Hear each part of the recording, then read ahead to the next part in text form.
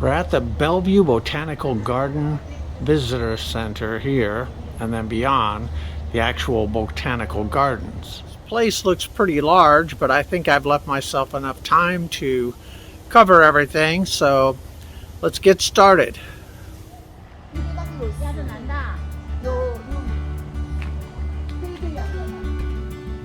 Had a couple of Chinese people behind me talking in Chinese language, but that doesn't mean that I'm in China. Still here in Bellevue, even though this little place they built looks like it's in China.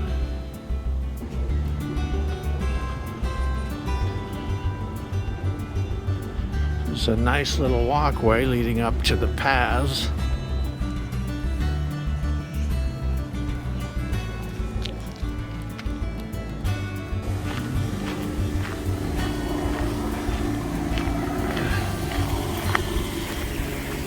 It's a great time of year to visit a place like this. Everything's so green. Even though the sky is typical Seattle overcast, it doesn't mean that it's gonna rain. Sometimes it's like this for days. No rain, no sun, just overcast. Nice little stone steps leading up some walkway. And they have so many trails here. If it was in the middle of the city, you could get lost. Wow, they're talking about different ground covers, I guess for gardening. And they have several different kinds here. I'm not going to go ahead and bother reading them all. But basically, if you're a gardener, I guess this is the kind of stuff you want to pay attention to. And they have a thing that you can tap or scan with your phone, and it'll tell you about this area. I grew up in Redmond, right next to Bellevue here. Never knew this place existed. In fact, a couple years ago, I worked only about 3 or 4 blocks from here. I never knew it was here. That's what I mean about finding places that are even around where you live that you might not be aware of unless you live in a really small town. Another garden that has all these scientific names. It's like this is a Helleborus X glandorfensis.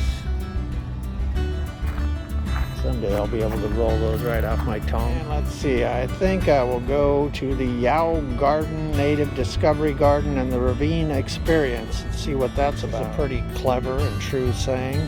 Plants grow by the inch, but die by the foot.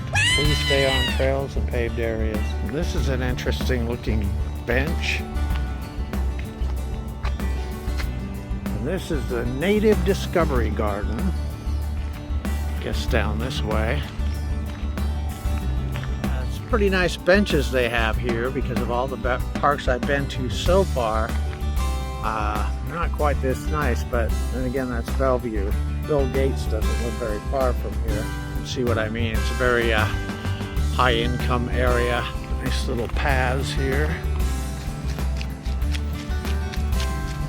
The paths going up to places like Mount Si, where this well paved would be easy to climb that mountain. I guess this is called Owl's Glare. Nice little fence here. This is the Yao Japanese Garden.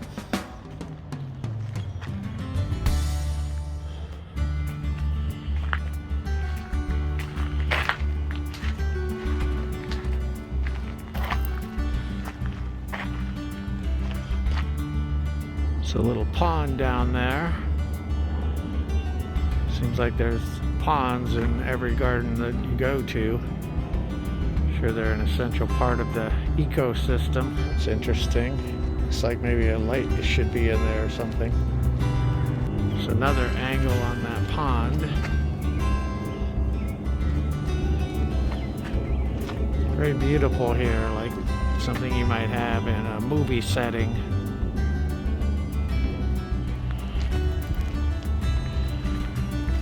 Nice little concrete structure, like the little bamboo fences they put everywhere. Now we're coming up to a little footbridge. Got a little path coming down here, going to these rocks and coming up through this trail. Right. Now I guess we're ready for the ravine experience. Let's see what that's gonna be like. Yeah, I'm not really one to gossip or anything, but speaking of Bill Gates, I read the other day that he and Melinda Gates are getting a divorce, which I guess goes to show you, even if you're worth $130 billion, money isn't necessarily going to make you happy. Of course, if you grew up poor like I did, then it's not a bad thing to have, I guess, as long as everything in the rest of your life is in order. And I gotta say, with my life, I'm pretty happy the way things are now. You know, I have a great wife and really I'm enjoying my life, so I can't complain. I'm certainly not worth $130 billion, but you know, I wouldn't trade my life for their life currently with what they're going through. So, you know, I guess we'll just get back to investigating the garden here and enjoying nature's beauty. Well, this bridge looks big enough for a car to go over. This seems to be a common theme wherever you go. I guess they don't want dogs digging around in the garden. The ravine experience. Take a walk on the wild side. Well, if that's not me, I don't know what is. Well, see what we got going on here. Looks like there's some kind of a suspension bridge.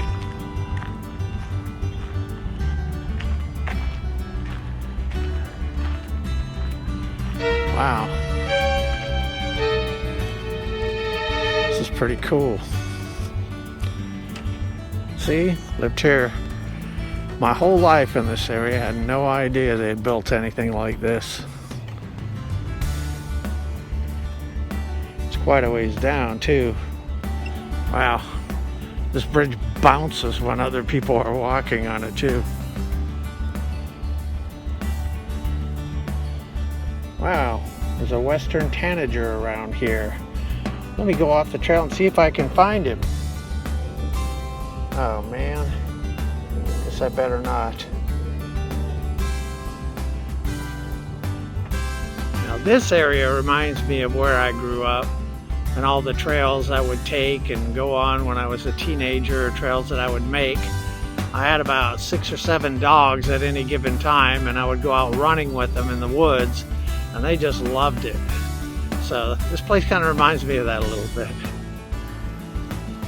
Apparently there's also a stellar jay around here somewhere, but I don't think they're hanging around just waiting for somebody to take a picture of them. Looks like this place kind of goes from the garden. Once you cross over that ravine, kind of connects with the local trail that goes from Lake Washington to Lake Sammamish, and also to the Wilburton Sports Field, International School, and Southeast 7th Place.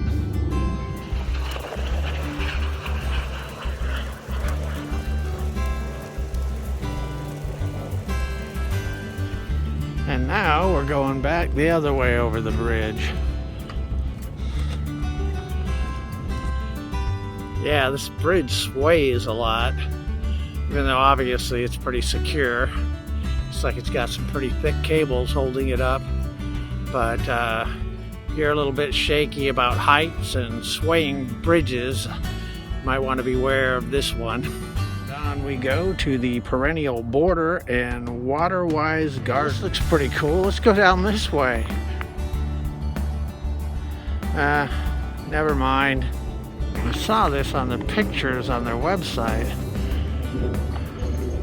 Kind of looks like a big beehive. Apparently this is something called night blooming. It's a dome constructed using lumber salvaged from grain elevators in the Palouse region of eastern Washington. The patterns of voids provide experiences of the subtle changes of light and shadow. This is what it looks like inside.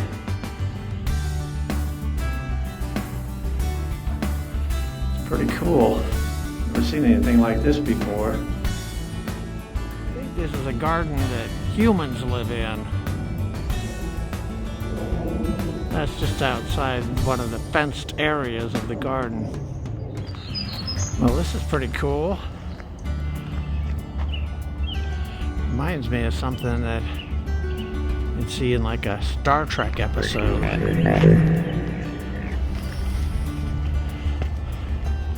See where these steps lead us.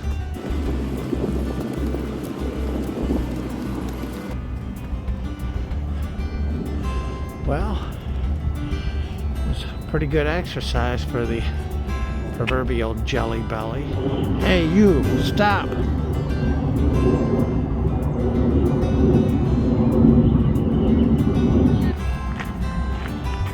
Wow, check these things out. But they're glued together, because you know, if you had kids like I did, they would just love to push them and see what happens.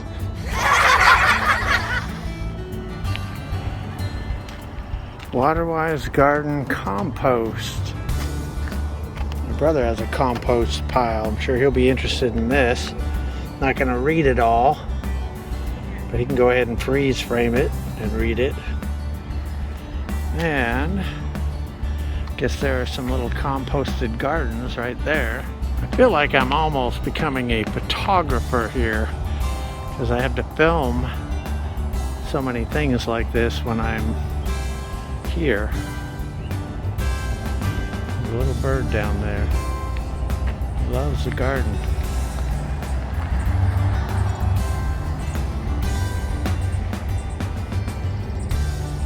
Wow.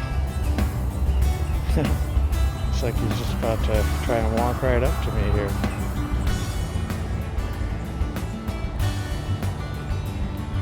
There's so many comfortable little places here. And I never get enough exercise if I stop and sit at all these benches. This is talking about mulch. I guess the benefits of it, that it feeds the soil, increases moisture retention, reduces soil erosion, minimizes soil compaction, inhibits weed growth, and insulates from cold and heat.